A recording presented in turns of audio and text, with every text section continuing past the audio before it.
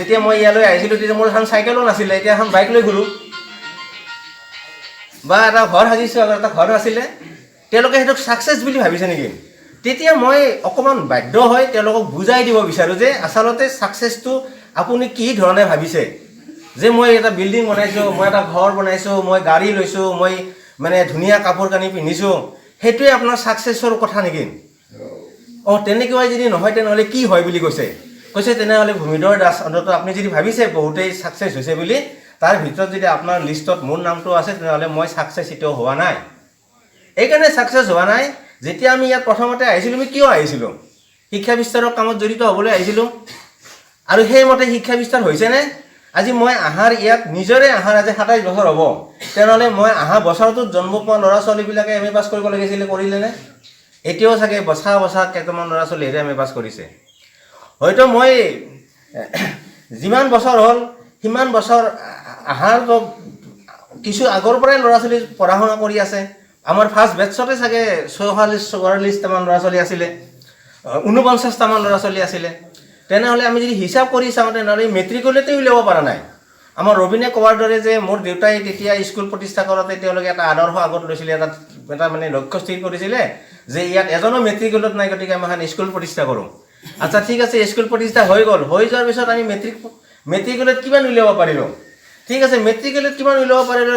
যদি উলিয়াইছোঁ তেনেহ'লে মেট্ৰিকুলেটৰ পিছত আমি প্ৰকৃততে শিক্ষা বিস্তাৰৰ কাৰণে যিটো কাম কৰিব লাগিছিলে সেইটো কৰিব পাৰিছোঁ নে নাই? মানৱ সম্পদ আমি তৈয়াৰ কৰিব পাৰিছোঁ নে নাই? যদি পাৰা নাই তেনেহ'লে মই ছাকচেছ নহয়। গতিকে মই ষ্টুডেণ্টখিনিক কথা ক'ব বিচাৰিছোঁ যে আমি এটা হয়তো গভত জব পাই যাম ক'ৰবাত, প্ৰাইভেট জব এটা পাই যাম ক'ৰবাত কম্পিউটাৰ হৈ যোৱাৰ পিছত, সেইটো নহয়।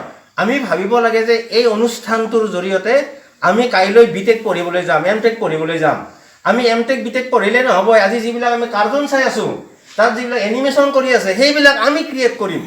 তেনেধৰণৰ এটা যদি আমি ব্যক্তিয়ে উলিয়াই দিব পাৰোঁ তেনেহ'লে সেই পৰ্যায়লৈকে এই অনুষ্ঠানটো ছাকচেছ হ'ব।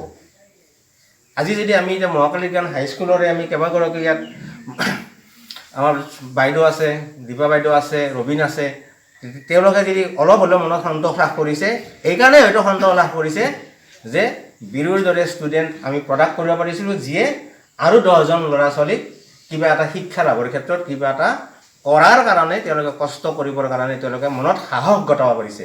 সেই সাহস আনি দিয়াৰ ক্ষেত্ৰত স্কুলখনৰ অৱদান আছে। ঠিক তেনেকৈ এদিন যাতে বিৰুৱে যাতে এনেকুৱা এখন সভাত আৰু 50 বছৰ পিছত ক'ব পাৰে যে মই পুৰা প্ৰতিষ্ঠানৰ জৰিয়তে মই ইমান BTech MTech কৰাৰ পিছত এইবিলাক তেওঁলোকে কম্পিউটাৰৰ কাম কাজ কৰি নিজকে প্ৰতিষ্ঠা কৰাৰ লগে লগে আৰু 10জনক তেওঁলোকে শিক্ষা দিব পাৰিছে। সেই দৃষ্টিৰে যদি আমি আগ নাবাঢ়োঁ তেনেহ'লে আমি হয়তো ভাল কিবা এটা কৰিছোঁ বুলি মনতে আত্মসন্তুষ্টি ল'ব পাৰিম, কিন্তু যেতিয়া সামগ্ৰিক মূল্যায়ন হ'ব, এদিনটো মূল্যায়ন হ'বই, মানুহে কৰিবই। আজি মই কৰা নাই, কাৰণ আমাৰ দেখোন এতিয়া আহোমৰ যুগৰ আগৰ কত বস্তুকতো ৰাতি খান্দি উলিয়াই দিওঁ, সেইবিলাক মানুহে এতিয়া বিশ্লেষণ কৰা আৰম্ভ কৰিছে, গৱেষণা কৰা আৰম্ভ কৰিছে। মৈদামবিলাক খান্দি তাতনো কেনেকৈ কি কৰিছিল সেইবিলাক বিশ্লেষণ কৰা আৰম্ভ কৰিছে। গতিকে আমি ভাবিলে নহ'ব, মই মৰি যোৱাৰ হয়তো শ বছৰ পিছতো আমাৰ এই অঞ্চলৰো হয়তো এদিন এইবিলাক কাম কাজৰ বিশ্লেষণ হ'ব। সেইকাৰণে আমি সদায় পজিটিভ মাইণ্ড এটা আগত ৰাখি ভাল কাম কৰাৰ দিশে আগবাঢ়িব লাগে। সামগ্ৰিক বাতাবৰণটো এতিয়া বহুত বেছি বেয়াৰ ফালে গৈছে। এনেকুৱা হ'ব নালাগে যে কম্পিউটাৰ এডুকেশ্যন হৈছে, আমাৰ ঘৰে ঘৰে একোটা লেপটপ আমি যেন তেন কিনি লৈছোঁ। লেপটপটো নালাগে, আজিকালি কম্পিউটাৰ পকেটতে আছে। এইটো আছে কাৰণে আমি বিৰাট স্মাৰ্ট, আমি ফ্ৰী PUBG খেলি আমি একদম নিজকে বৰবাদ কৰি দিছোঁ। তেনেকুৱা হ'ব নালাগে। এইটো এনেকুৱা হ'ব লাগে যে পৃথিৱীত থকা কিমান নাজানা কথা আমি ইয়াৰ পৰা আয়ত্ত কৰিব পাৰিছোঁ, তাত আমি সময়টো দিব পাৰিব লাগিব।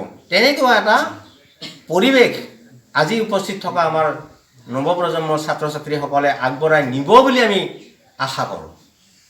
কোনেও যাতে চুকে কোণে বহি মানে নেটৱৰ্ক নাপায় কাৰণে দেখোঁ ৰাতিও কিছুমানে ৰাস্তাৰ কিনাৰত পথাৰৰ মাজত বহি খালি কিবা কৈ থাকে। আমি ভালদৰে বুজি পাইছোঁ যে তেওঁলোকে সেয়া সৃষ্টিশীল কামত নিয়োজিত হৈ থকা নাই, কেৱল এণ্টাৰটেইনমেণ্টৰ কাৰণে তেওঁলোকে তাত নিয়োজিত হৈছে। যদি অধিক মনোৰঞ্জনৰ কাৰণে যদি আমি কম্পিউটাৰ শিকিব লাগে তেনেহ'লে কম্পিউটাৰ আমাক নালাগে।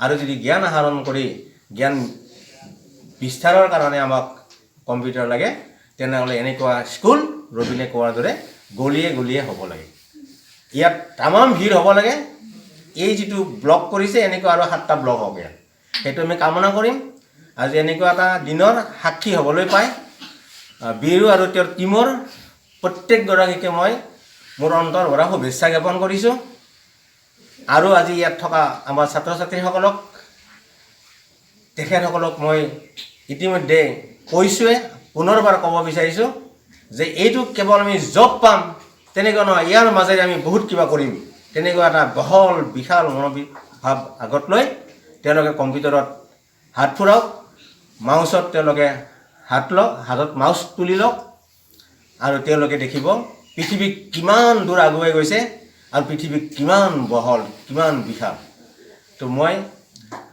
এইখিনি কৈ সকলোকে মোৰ শ্ৰদ্ধা আৰু মৰম যাচি মোৰ বক্তব্য সামৰিছোঁ নমস্কাৰ